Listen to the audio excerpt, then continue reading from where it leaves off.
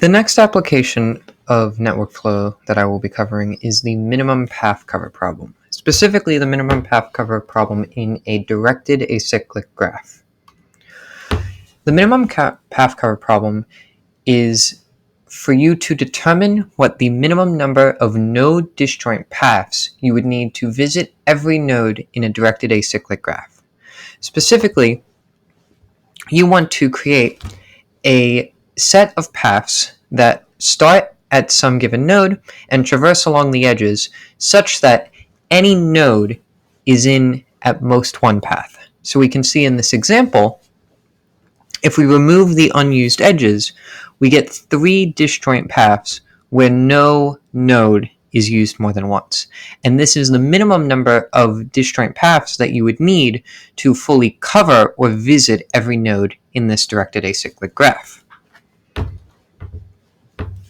If we label our nodes such that they are between 1 and 9, we can start to visualize the flow graph that we will create to solve this problem. What we will do is we'll put 2 copies or 2 meta nodes representing each node in the graph, a left and a right version. The left version will represent outgoing edges, and the right version will represent ingoing edges. For every edge in our directed acyclic graph, we will draw an edge from the left side to the corresponding node on the right side. So we can see for this edge from 1 to 2 in our DAG, there is an edge from the left side 1 to the right side 2.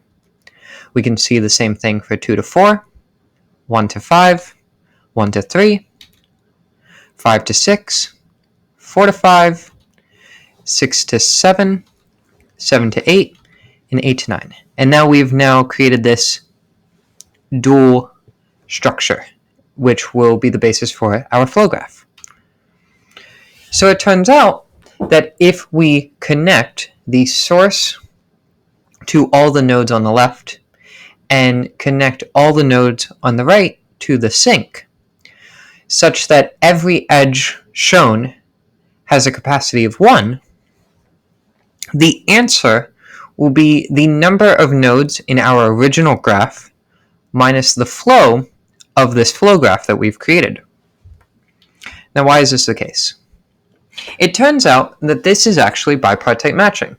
You will notice that the structure that we've created is very similar to previous bipartite matching graphs that we've created. In a node disjoint path cover, the thing that we are trying to create, every node must have an in degree and an out degree of at most 1.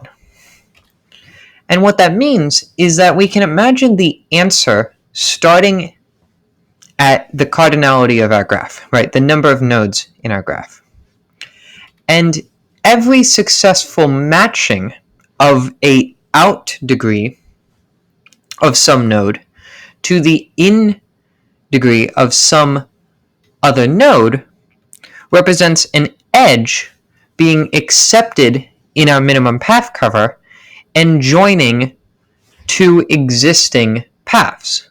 When 2 paths are joined, the answer is decreased by 1, which means the answer ends up being the maximum number of outgoingness that we can match to the ingoing part of a node. And it becomes exactly bipartite matching. If we see some of the other edges that we could have used in our DAG, we will notice that any usage of those that may decrease the number of paths needed to cover the DAG would also violate the at most 1 in degree and out degree properties that our flow graph constrains.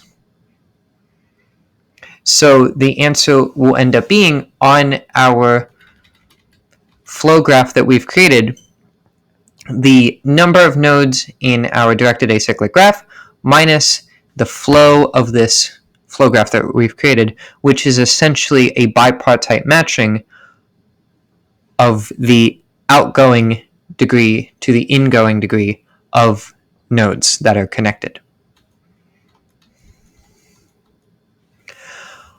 Specifically, we have stated that this problem is for solving the min path cover problem in a DAG. If we try to use this method on a graph with cycles, we will notice that in a cycle, the cardinality of the nodes in the cycle, the number of nodes in the cycle, is equal to the number of edges in the cycle. And since each edge represents a matching of an in to an out on a node, we might accidentally use every edge on a cycle without violating our degree properties. And what that would mean is that since the number of nodes is equal to the number of edges in the cycle, we would try to state that because we were able to make, say for this example, 5 matches, that the min path cover for this would be 0, which is not correct. If that doesn't convince you, we can also notice that on a general graph, a solution to the min path cover problem could also be used to solve the Hamiltonian path problem.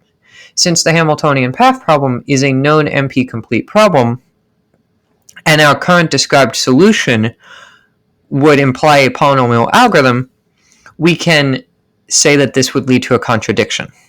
And so we know that our solution would not work for any graphs with cycles.